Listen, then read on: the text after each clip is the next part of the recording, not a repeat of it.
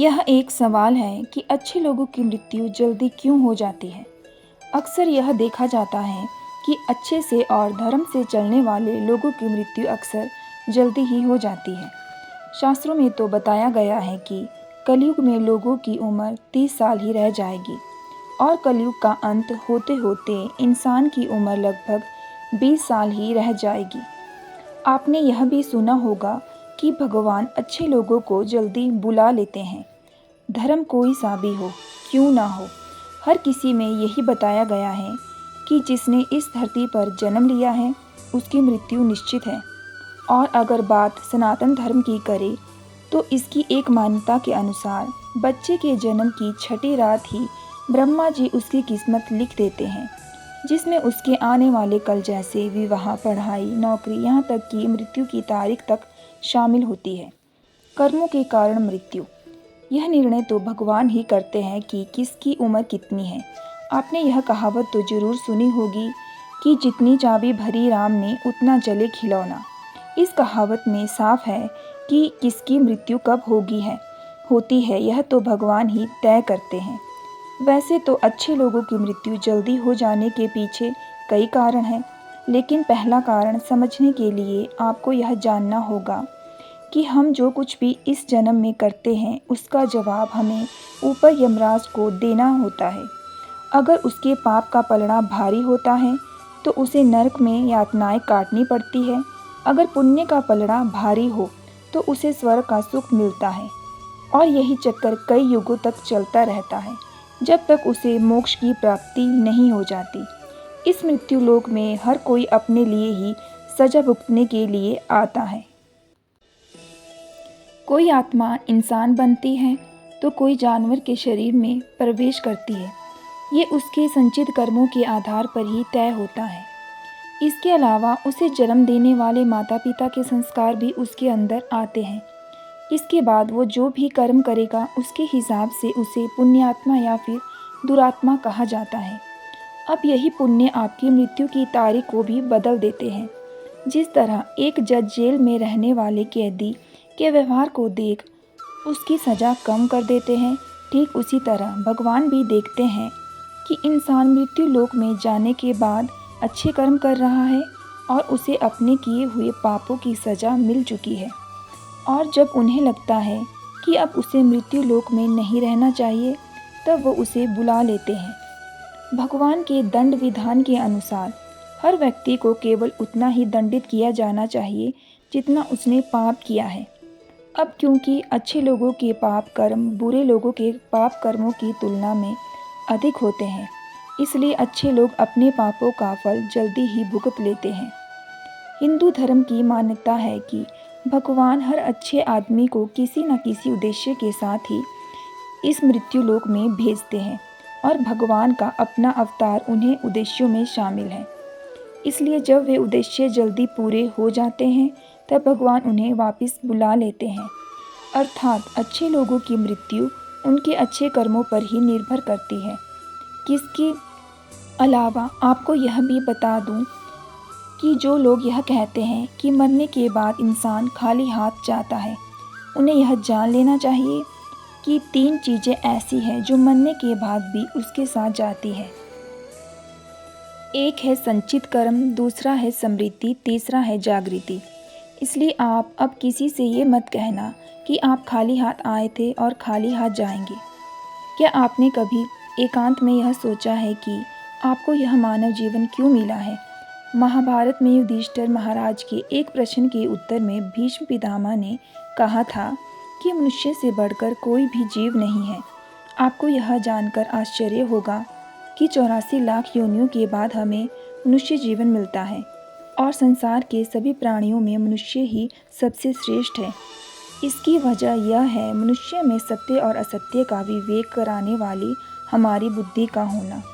लेकिन इस धरती पर हम दुनियादारी के चक्कर में कुछ इस तरह से फंस जाते हैं कि हमारी बुद्धि सीमित दायरे में ही सिमट कर रह जाती है।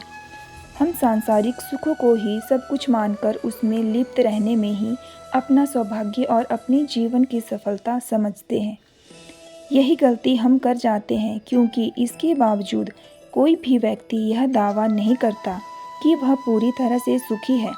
सच्चाई यह है कि हमें सामान्य मानव जीवन के उद्देश्य की पूर्ति के लिए निरंतर प्रयास करते रहना चाहिए। यह सच है कि अपने और अपने परिवार के भरण पोषण की जिम्मेदारी हमारी है और हमें इस हर हाल में निभाना चाहिए। लेकिन क्या आपको यह मालूम है कि आप कहाँ से आए हैं और आपको कितने दिनों तक यहाँ कितने सालों तक इस संसार में रहना है और आपकी मंजिल क्या है? तो इन प्रश्नों के उत्तर में ज़्यादातर लोग यही कहते हैं कि पता नहीं। ऐसे लोग बड़े ही अजीब होते हैं। वो यात्रा कर रहे होते हैं पर यात्रा के संबंध में उन्हें कुछ जानकारी नहीं होती। उन्होंने मानव जीवन पाया है लेकिन उन्हें अपने जीवन का लक्ष्य मालूम नहीं होता। हमारे आपके जीवन का लक्ष्य है एक उद्देश्य खोज लेना और अपने भीतर शांत रहना। कहा गया है कि मनुष्य आनंद लोक का वासी है और आनंद के परम धाम तक पहुंचना ही उसके जीवन का एकमात्र लक्ष्य भी है। इसलिए मनुष्य को इस संसार की मरीचिका से निकलकर भव्य जीवन की प्राप्ति के लिए साधना के मार्ग को अपनाकर अपने जीवन के उद्देश्य को पहचानना चाहिए। श्रीमद् भगवत गीता में भी भगवान श्री कृष्ण कहते हैं कि ये एक आध्यात्मिक और ईश्वरीय जीवन का पद है जिसे प्राप्त करके मनुष्य मोहित नहीं होता। अगर कोई जीवन के अंतिम समय में भी इस तरह की स्थिति में हो तो वह भगवत धाम में प्रवेश कर जाता है। मनुष्य कृष्ण भावनामृत या दिव्य जीवन को एक क्षण में तुरंत प्राप्त कर सकता है और हो सकता है कि उसे लाखों जन्मों के बाद भी यह प्राप्त ना हो। यह तो सत्य को समझने और स्वीकार करने की बात है। भगवत गीता कहती है कि वास्तविक जीवन का शुभ आरंभ इसे बौद्धिक जीवन के पूरे होने पर होता है। इन सभी बातों से यह तो स्पष्ट होता है कि हम सभी एक निश्चित समय के लिए धरती लोक पर आते हैं और कुछ विशेष कर्मों को करने के लिए आते हैं। जब हमारे कर्म पूरे हो जाते हैं और इस जीवन के लक्ष्य प्राप्त हो जाते हैं तो प्रभु हमें परलोक में एक सहज जगह प्रदान करते हैं। भगवान श्री कृष्ण कहते हैं कि वास्तविक जीवन तब शुरू होता है जब यह भौतिक जीवन समाप्त हो जाता है। जो लोग सदाचारी होते हैं और जिन्होंने जीवन में अच्छे कर्म किए होते हैं वे वास्तव में विशेष होते हैं। जब उनकी मृत्यु का समय निर्धारित हो तो उनको इस दुनिया को छोड़कर आगे की यात्रा जारी रखनी होती है। मृत्यु अटल है, इसे कोई टाल नहीं सकता और ना ही कोई इसे टाल सका है। आपकी मृत्यु आपके कर्मों के आधार पर परिवर्तित की जा सकती है। इसके लिए कई बार देखा गया है कि अच्छे लोग इस मृत्यु लोक को छोड़कर जल्द ही ईश्वर के चरणों में चले जाते हैं। हिंदू धर्म के अनुसार आत्मा अमर है और यह आत्मा केवल वस्त्र रूपी शरीर बदलती है। जिस व्यक्ति की मृत्यु हो जाती है वह कर्मों के आधार पर स्वर्ग या नरक जाता है। जिसके अच्छे कर्म होते हैं वह स्वर्ग जाता है जहाँ वह अनेक प्रकार के सुख पाता है और जो बुरे कर्म करता है वह नरक में सजा भोगता है। जीवन चक्र को बनाए रखने के लिए ईश्वर ने जन्म और मृत्यु की व्यवस्था की है। जब व्यक्ति की आत्मा का इस मृत्यु लोक में समय समाप्त हो जाता है तब उस व्यक्ति की मृत्यु हो जाती है और आत्मा इस संसार को छोड़कर चली जाती है। अमीर, गरीब, राजा, रंक हर किसी की मृत्यु निश्चित है। कोई भी धन से मृत्यु का समय परिवर्तित नहीं कर सकता है। मृत्यु लोक में जन्म लेने वाला प्राणी अपने कुकर्मों को इस धरती पर ही भोगता है। इसके लिए हमेशा अच्छे कर्म करने चाहिए ताकि यहाँ भी सुख मिल सके और मृत्यु के बाद स्वर्ग की प्राप्ति हो सके। पर हम देखते हैं कि जो अच्छे कर्म करते हैं उन लोगों में कुछ लोगों की मृत्यु जल्दी हो जाती है। पर ऐसा क्यों? वह तो अच्छे कर्म कर रहे थे, तो उनकी मृत्यु उन लोगों से पहले जो बुरे कामों में लिप्त है। ऐसा जरूरी नहीं है कि जिनकी मृत्यु जल्द हो जाती है वह सुसज्जन होते हैं और ना ही ऐसा है कि जो ज़्यादा जीते हैं वह बुरे होते हैं।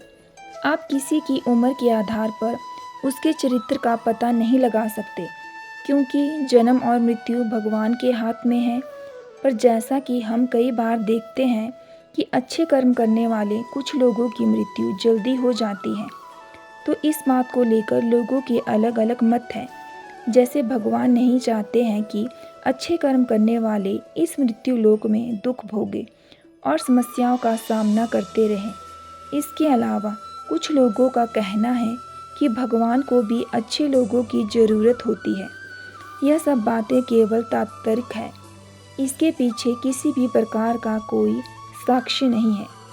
यदि किसी अच्छे व्यक्ति की मृत्यु जल्द हो जाती है तो वह उसके इस जन्म और पिछले जन्मों के कर्मों का फल होता है, जिसका लेखा जोखा केवल ईश्वर के पास है, जिसे जानने की शक्ति हमारे पास नहीं है।